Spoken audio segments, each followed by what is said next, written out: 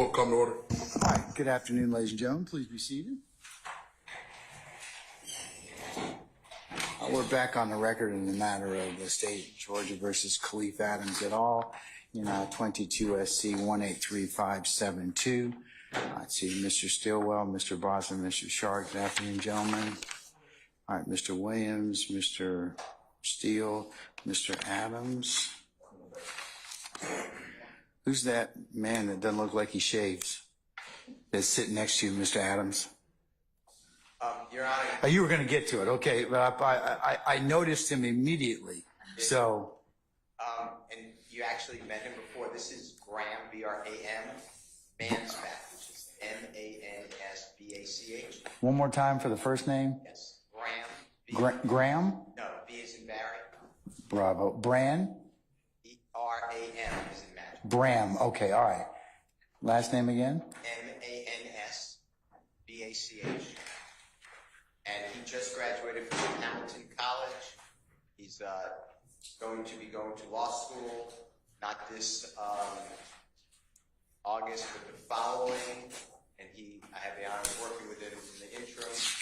And he's going to be before your court. With the court's permission, I already asked the sheriff here for permission, and he is here today, and I expect he'll be here a great deal. So you're getting rid of Miss Halterwinger or what? There's that one assistant rule. So, you're going to have to either have physical challenge or something. We have a physical challenge because they have me. So. But anyway. Okay, all right. Yes, it's fine, sir. The gentleman. It's fine. It's fine. Sir, welcome. Hope you this will facilitate your soon-to-be legal education, all right? Okay, welcome. All right, Mr. Kendrick and Mr. App, good afternoon. All right, Mr. Huey and Mr. Matthews Jr., good afternoon. Mr. Nichols and it's Miss Westmoreland. Welcome back. Good afternoon, madam and sir. And then Mr. Ryan and Misty Williams, good afternoon. All right. Mr. Uhelski, Ms. Love, Ms. Knight, and Mr. Smith, good afternoon. All right, okay.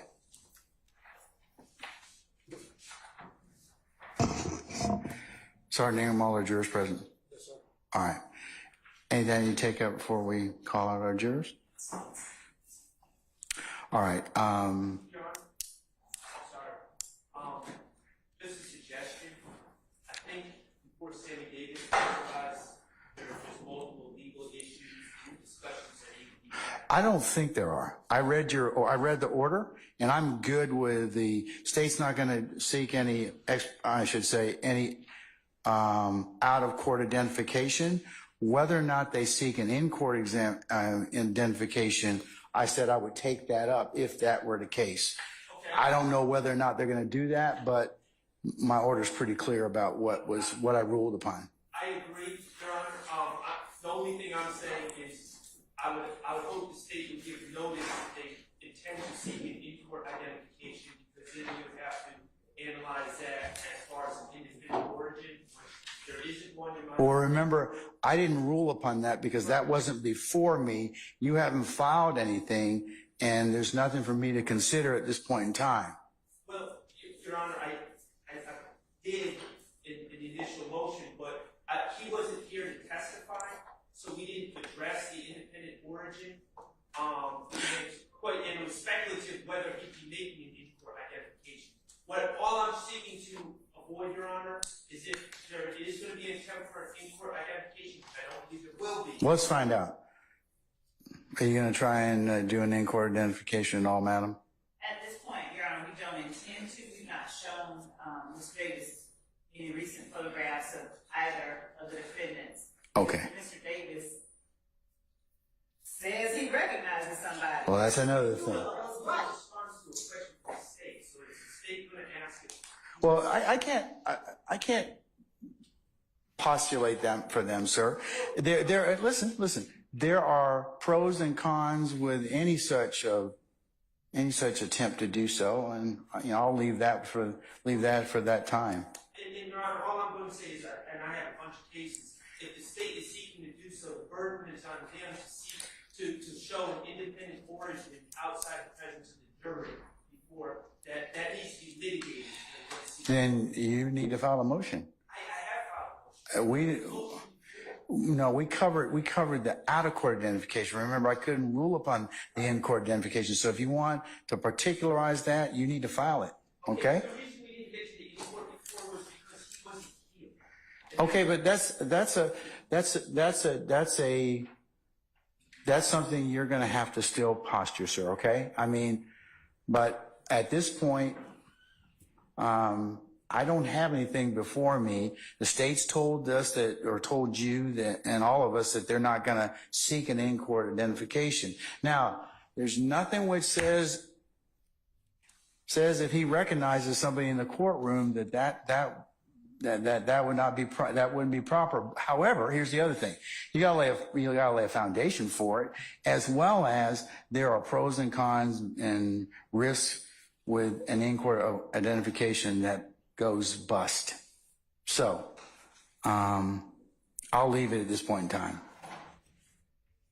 All right, and I'm going to include thank you for sending me the order, Mr. Short, and I am going to include it as the next course exhibit in order for the reminder, okay? All right, summon our jurors, please. John, can you have the, listen to the... Oh, yes, this witness is not to be filmed because he has active undercover operations, okay? All right, summon our jurors, please.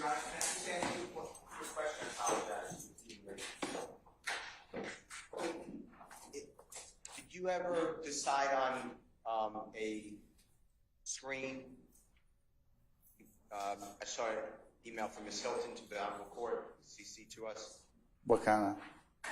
She asked for a screen, and you had concerns about it because we couldn't see, our clients couldn't see. No, I don't. When was this sent? Morning today. Your Honor, that was for, in the event that our technology began backing up, what Ms. Hilton sent, I believe, was a request that we be allowed to replace the area that is now occupied with the easels with the mono board in the event that there are technical difficulties, and if there were, we would simply join Zoom through the mono board so that everyone is able to see what is on the mono board. At this point, we don't have the mono board in court now, so it's not an issue. I think before you do that, when it is available, you should probably dry run it and Yes. see whether or not it will meet your needs and whether or not there are specific issues that need to be addressed. Okay. Yes, Your Honor. So, Mr. Steele, I haven't dealt with it. Okay. All right. Summon our jurors, please, sir.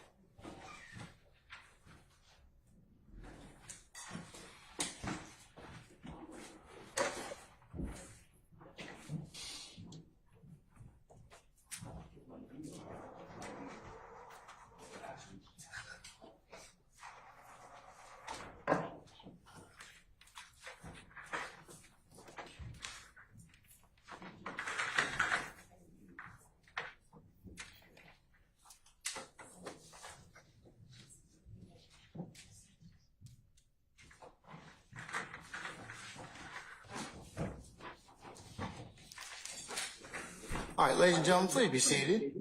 All right, thank you, Sergeant Ingram. Ladies and gentlemen of the jury, good afternoon. All right, y'all sound good. Okay, keep that energy. I like that. All right. State, call your next witness. All right, summon the detective team.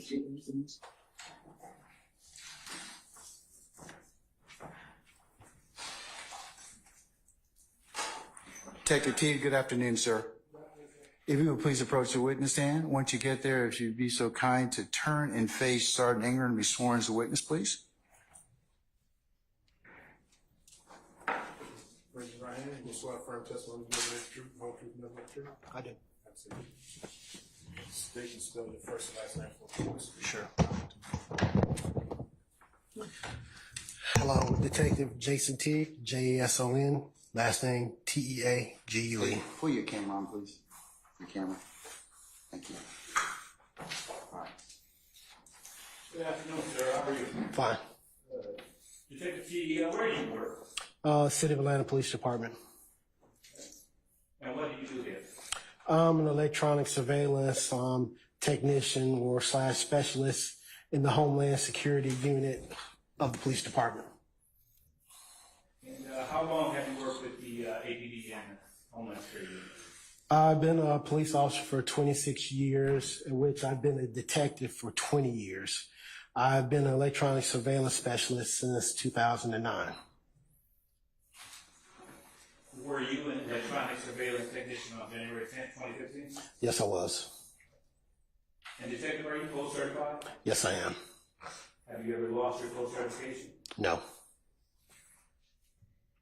Can you tell the jury what you do as a detective and an electronic surveillance technician? Being a detective in the Homeland Security Unit, basically, the Homeland Security portion of it, we deal with everything from this critical infrastructure of the city. We deal with threats on threats on elected officials and things of that nature. And also we provide assistance for federal agencies for dignitary protection details, protectees, president, vice president, cabinet members, Supreme Court judges, whoever comes into town, that's actually a protectee. But the electronic surveillance portion of it is, I specialize in, basically surveillance means with electronics, everything from camera placement, covert and overt GPS tracking, body bugging, wiretapping, basically things of that nature. Do you receive specialized training to become an electronic surveillance technician? Yes, you do. What type of training? You go to actually multiple schools. The basic class is just the basic introduction class to it is an 80-hour class that you take and you learn everything from dealing with electricity, dealing with circuits, dealing with capacitors, dealing with recording equipment, dealing with cameras, learning about lighting, basically everything you will need to do to work in the field and the basics. Then you start branching off in other specialties like installation in vehicles, which is a little bit different than installations in a room or a house. Then you go off in other specialties like learning about GPS trackers, placement of them, how the system works, different softwares. Then you go off into actually this portion of it, learning video recovery, dealing with different systems, learning the methodology, how you attack different video systems, how to recover the video, and how to make the video playable for detectives to basically look at all their evidence, and so it can be presented in court. You went kind of fast. Sorry. And you briefly explain to the jury, not briefly, a little bit slower, explain to the jury what video recovery is. Video recovery is basically you're going into wherever there's a video system at, i.e. a DVR or NVR, which is a network video recorder, which is basically a digital video recorder on a larger scale. Digital video recorders, basically, to bring it down to layman's terms, is basically a system that records video from cameras at a location. And you have to learn the methodology about how the system works to actually recover video from it to basically play.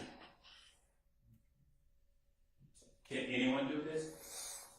Well, there are some people who have IT backgrounds and stuff like that who could go through the system and export the video, but there are some people who are just savants in electronics, might be able to do it.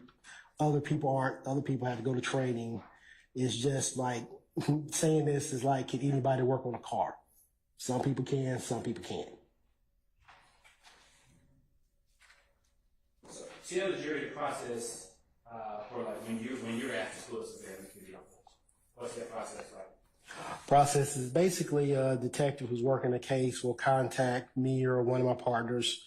There's 3 of us to respond to a scene to actually pull video for them. Then once we get there, the detective will give us a date and time and what they need to see. Most of the time it's businesses. They'll tell us, I need the inside and outside cameras for this date and this time frame. And we pull that video and time frame that they request, and we turn the video over to them to basically watch and study their video. Approximately how many times have you been asked to, pull a surveillance video? Hundreds.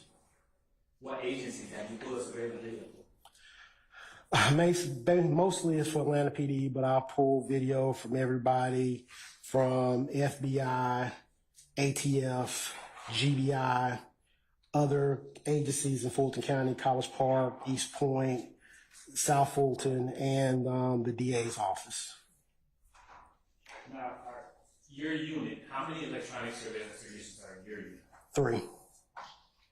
Do you and your team, there's 2 others, go out and pull a video every time a crime is committed in the city of Atlanta?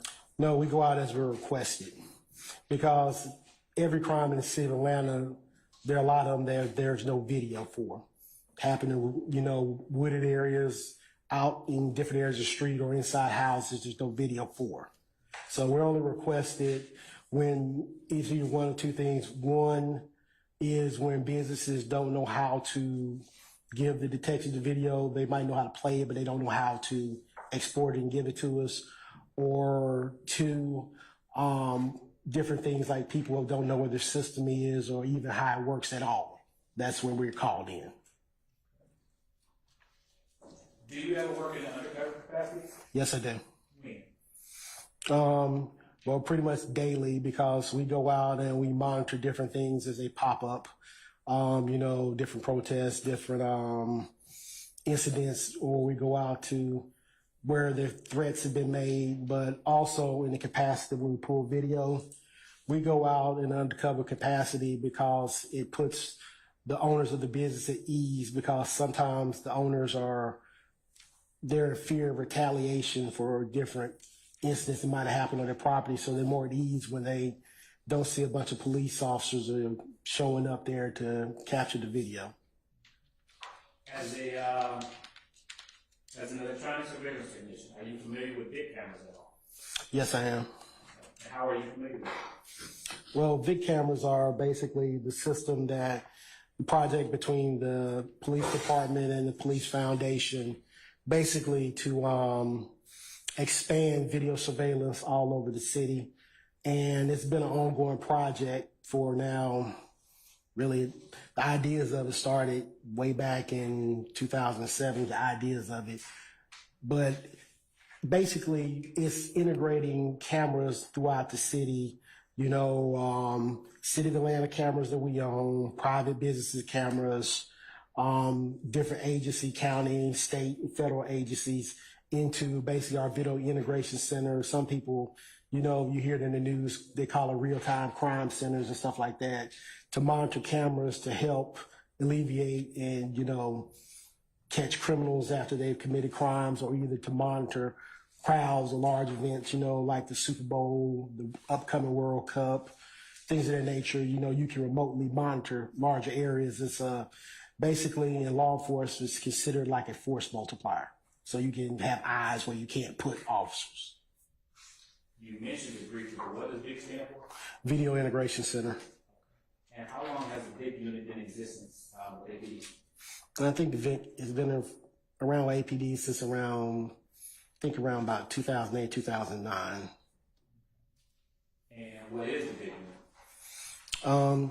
It's basically like it's a centralized, basically crime information center where they can monitor cameras in real time, and actually they have a working map knowing where they have cameras with access to, that they can watch recordings in the area to see if they can catch information about different crimes. What are vid cameras? Vid cameras are basically, to quickly sum it up, they're IP cameras, which are internet protocol cameras, basically that are placed on poles that are powered, that actually stream video to the video integration center or stream video to wherever the servers are for the owners of the camera for the recordings of the video. Now, does the number of vid cameras, do they change from year to year? Constantly. They're constantly increasing. Are there more vid cameras in existence now than there was in 2015? Exponentially more. Now, are you familiar with all the locations of the vid cameras? No, you have to actually look in an interactive map to see where all of them are because it's constantly changing. Each year, is the vid community able to look at that integrated map and see where vid cameras are? Yes. Is the vid community able to look at the integrated map and tell which vid cameras are working? Yes, they can. Is it routine for APD investigators to, ask you for vid camera footage? No, usually they'll just contact the video integration center directly for vid camera footage. Now, as an APD officer yourself, is it routine to ask a big unit for vid camera footage? Yes. Now, as an electronic surveillance technician, do you know what an LPR is? Yes, I do. What is it? It's a license plate reader camera. And how do you know what it is? Just years of training and basically dealing with them. Is there a correlation between big cameras and LPR? The correlation is basically the information is still piped through the video integration center. What do LPRs do? They actually, in real time, take high-speed pictures of cars passing by, capturing the tag, and running the tag information.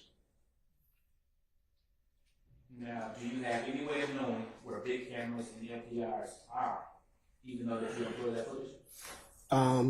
Yeah, you have to look at the interactive map or contact the video integration center to see if there are any in the area of where your crime occurred.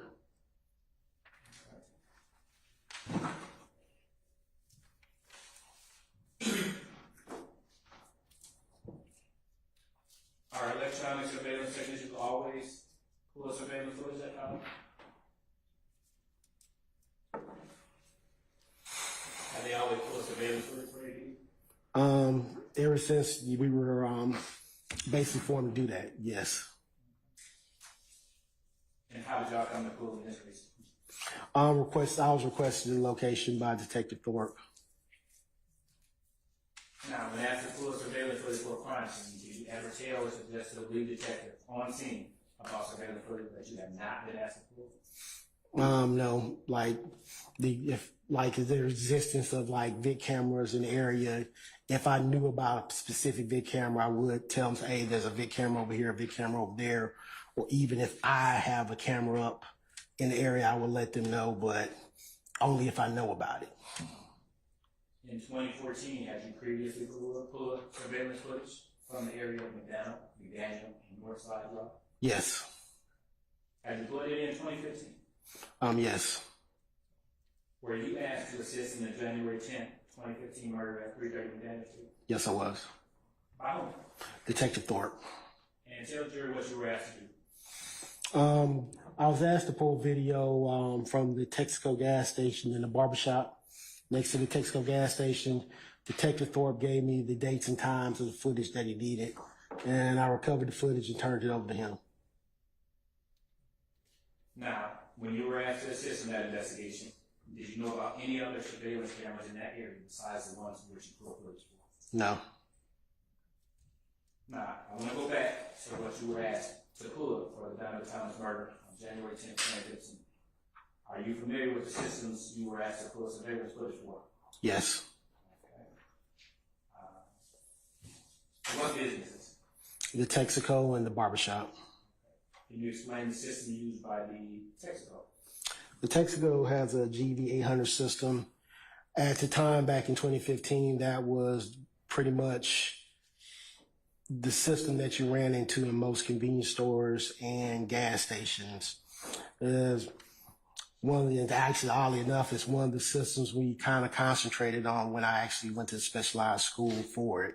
But it's a system, it's computer based. It records to the hard drive of a standing desktop, basically recording footage of the inside and the outside of the business. It's very common back then. And the barbershop also? Yes, please. Well, the barbershop had a night owl system, which is another one very common for smaller, in use in very smaller businesses and homes at the time. But it was one we came in contact with almost daily in our work. Permission to approach, Your Honor? You may. Detective T, I'm showing you a CD that contains case exhibit 292 Yankee Alpha through 292 Yankee Delta. Do you recognize this CD? Yes, What is it? it's a video crime. It's my initials on it. A video of what? I think this is video. I don't remember if it's video from the Texaco or everything, but it's video on here. Okay.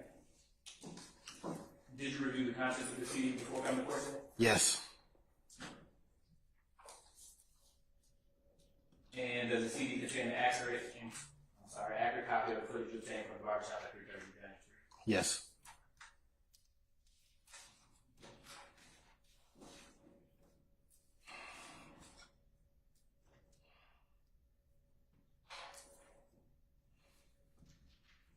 Permission to approach, Your Honor? You may, sir. Thank you. Detective T, who did you get this footage from? Well, the barbershop footage I got from the owner of the barbershop. He showed me what the system was, and I pulled the video from there. The Texaco, the clerks let me into the back room where the system was, and I pulled the video. Okay. Do you remember what he looks like? The owner of the barbershop, black male, about 5'6", 5'7", bald headed, brown complexion. He and I just remember specifically him. While I was pulling the video, he and I were actually talking about basketball a lot because my last name is Teague, and he's a Hawks fan. I don't remember what he looks like. Well, I actually seen him yesterday while we we're getting ready to come into court when he was leaving, and I recognized him from then. But I recognized him there. You recognize people, like, remember, because he and I, we actually had a long conversation while I was pulling the video. So I'm going to show you, this time I'm going to publish what's been previously admitted as State Exhibit 292 Yankee Alpha. And to your left, can you tell me what's depicted in 292 Yankee Alpha? The inside of the barbershop. Correction, 292 Yankee Echo. And did you see the individual you pulled the footage from? Yes, the gentleman right here on the left. Can you circle him?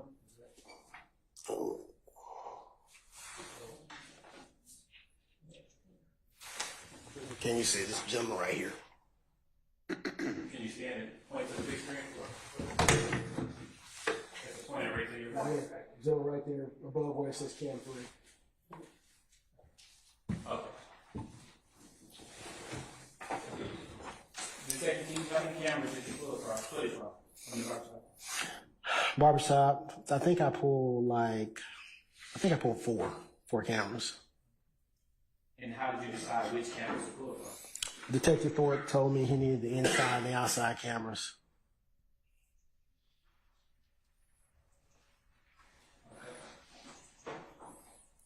What is the date and time of the file on the CD?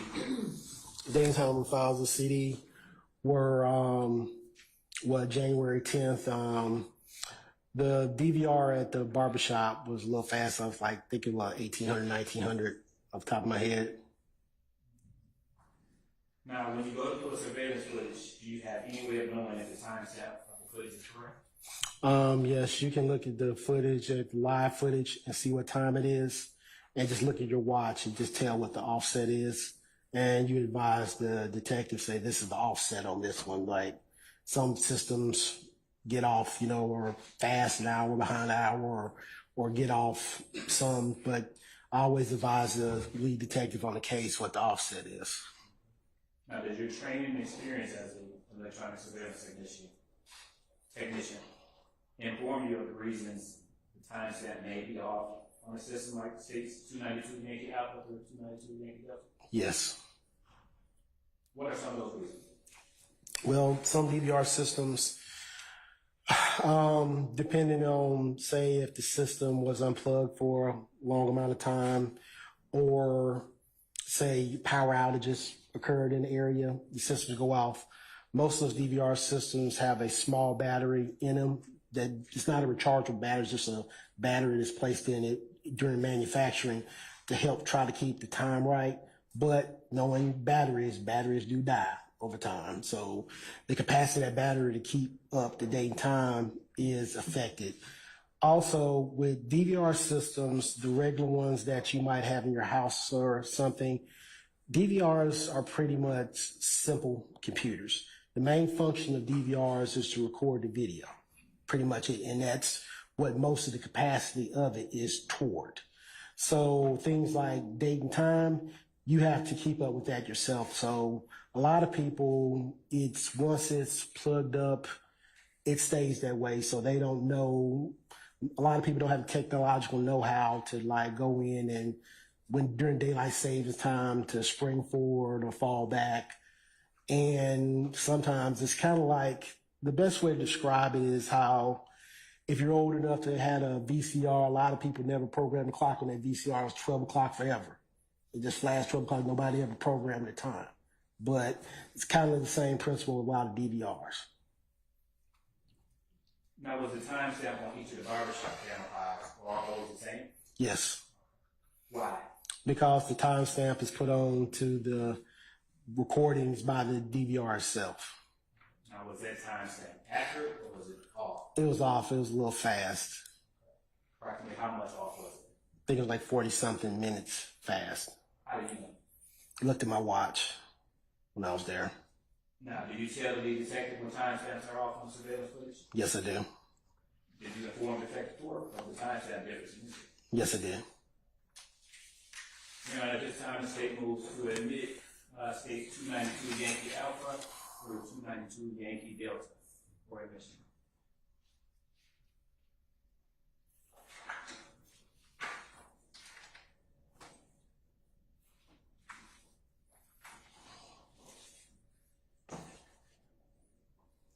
And for the record, these are the 4 cameras from the barbershop footage at 3:30 again.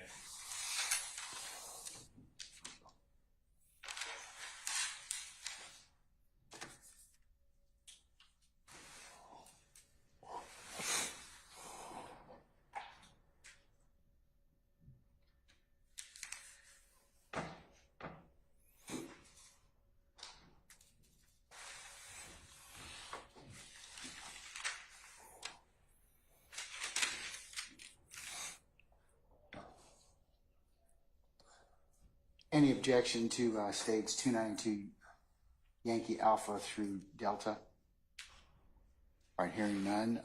Yes, Judge, I'm going to object to the admissibility. Which one, or you reject all? The entirety. What's the basis, sir? Foundation, and also cite to Yancey versus State 342 294. Overrule, sir. I'm going to admit them over objection. And they may be published as you see fit, Mr. Adams. I'll give you continuing objection. Thank you.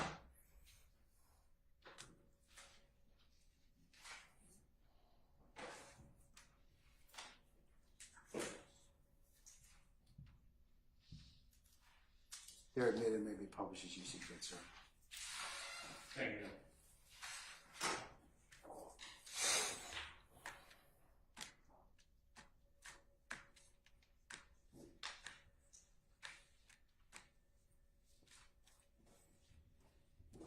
Permission to approach, Your Honor? You may, sir. Detective T, I am now showing you what has been marked as States 292 Yankee Foxtrot through 292 Yankee Kilo. These are steel shots from the barber shop at 330 McDaniel Street. Do you recognize them? Yes, there's still shots of the video that I pulled from the barbershop. And are they a fair and accurate representation of the footage from the barber shop? Yes. Permission to approach, Your Honor?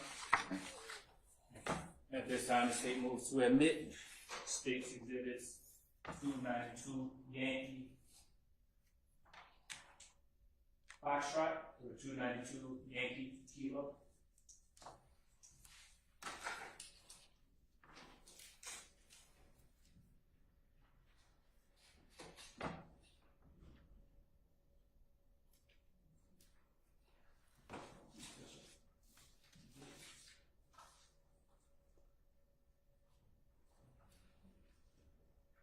We all taking a look at, yes.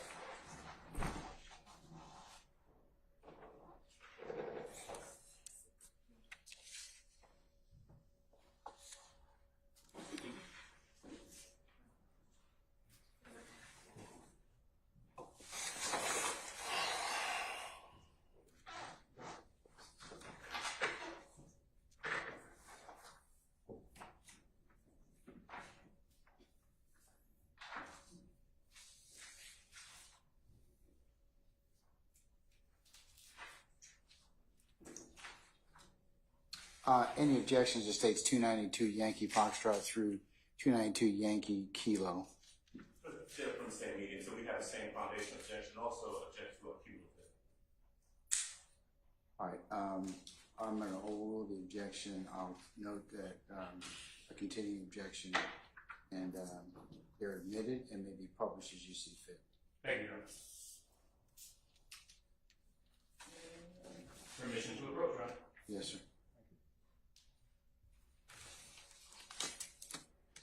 Detective Steve, I am now showing you a thumb drive containing State's Exhibit 295 Yankee and 296 Yankee.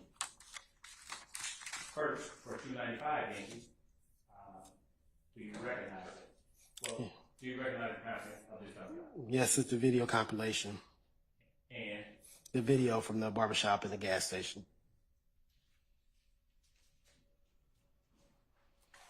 let me backtrack. Have you reviewed the contents of the thumb drive prior to today? Yes. And what are the contents? Video from the video that I pulled and the compilation of the videos. From you pulled from the Gas station and the barbershop. with respect to the gas station footage, is it a fair and accurate representation of the footage you obtained from the gas station, Texaco gas station at McDaniel Northside? Yes.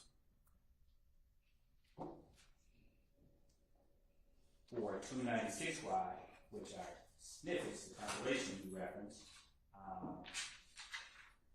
have you viewed those snippets before coming to court yet? Yes. And are those a fair and accurate representation of the footage you obtained from the barbershop and Texaco? Yes. Permission to approach, Your Honor?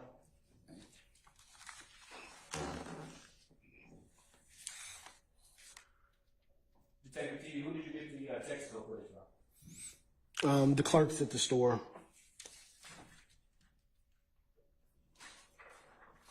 How many cameras did you pull footage from? I think the Texaco, I think I pulled 16 cameras. How did you decide which cameras to pull from? Detective Thorpe advised me he needed the inside and outside cameras. And was the timestamp on each of the Texaco cameras files the same? Yes. Your Honor, this time the state moves to admit State's Exhibit 295 Yankee and 296 Yankee. Any objection to states 295 Yankee or 296 Yankee? I'm sorry, Judge. I said, do you have any objection to states 295 Yankee or 296 Yankee? Yes, same objection, just based on foundation. And specifically, the last one, I'm sorry, the exhibit number again for that last one? 296 Yankee. That's the compilation, is that correct? No, that's the snippets of the barbershop in the Texaco. Yeah, could have an objection to 296, I think because of the way it's compiled, I would consider it to be both cumulative as well as confusing the jury, so I object on that basis. I'm going to overrule the objection and admit them over objection. I'll give you a continuing objection. You may publish as you see fit, sir. Thank you, Your Honor. Detective T, did you view the systems in real time? Yes. And did the systems accurately show outside and inside of the Texaco? Yes.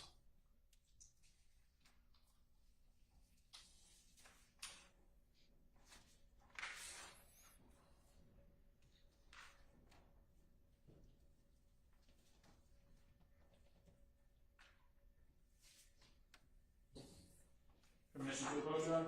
You may.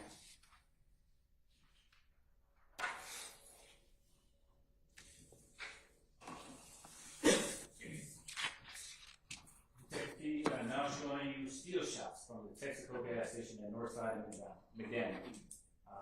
States 292 Yankee Lima through 292 Yankee November. Do you recognize? Yes.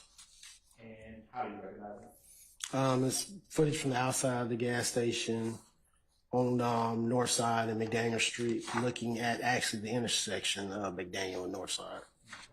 They have fair and accurate representation of the footage you pulled from the Texaco gas station? Yes. Around this time, the state moves to admit it. States 292 Yankee Lima. Lima. Pardon? Lima. Lima. Not Lima. Lima. Lima's the pen. Military people around the world are just cringing at this point in time. Yes. 292 Yankee Lima through Lima. November? Yes. Okay.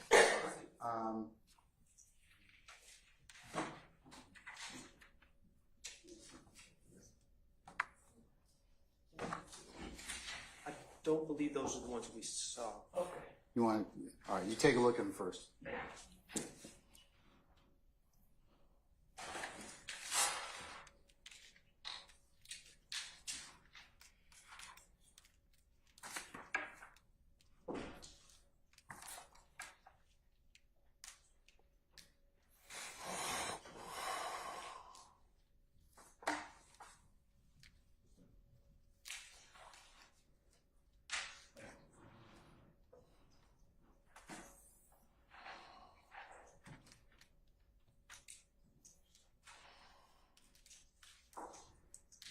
So in response to the court, same foundation objection. All right, sir. They're admitted over objection. I'll give you continuing objection. They're admitted and maybe published as you see fit. Thank you, Your Honor. Detective T, did you also view the barbershop system in real time? Yes. And did the cameras accurately capture outside and inside the barbershop? Yes. Your Honor, at this time, we will publish states 292 Yankee Alpha up to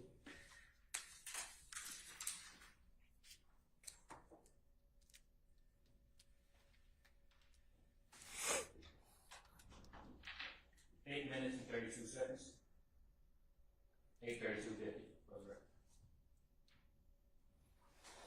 That's about 30 minutes, Your Honor. Okay. Ladies and gentlemen, you good? Or you want to take a comfort break before we see this video? I think, we good? Or okay, all right. Anybody else out here? All right, roll it.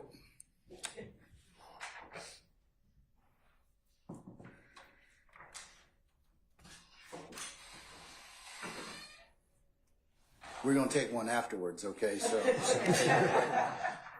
all right, okay. All right.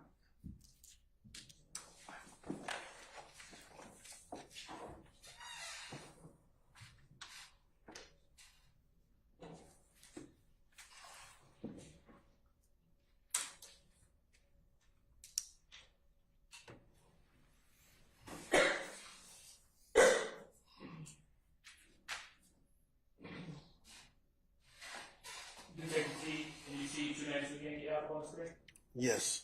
And what is the time and date of 292 Yankee Apple? It shows 110 of 2015, 8 p.m., which we've already been over as fast. Okay. And what camera angle? Or what camera? We're looking at, see camera number 1. Is that, what side of the barbershop is that? That would be the side of the barbershop facing McDaniel Street, looking northbound. Is that the east side of the barbershop? Yes.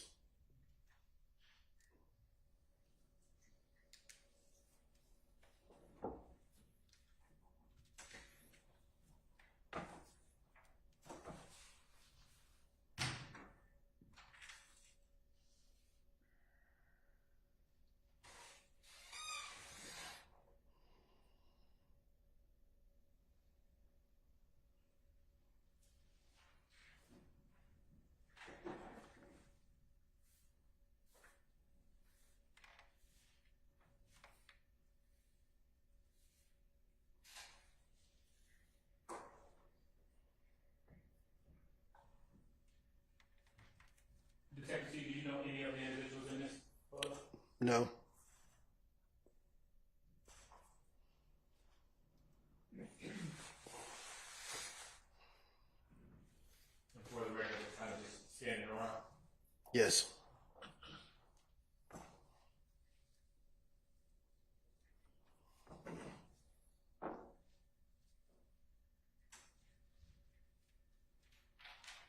Detective T, is this prior to the shooting occurred at this location?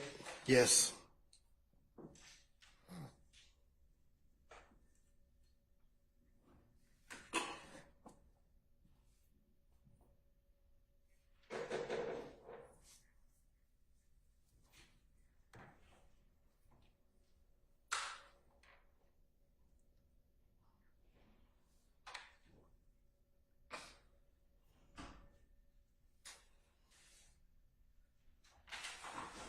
And for the record, at 8:01:47, are people kind of just like congregating around the SUV, Detective T? Yes.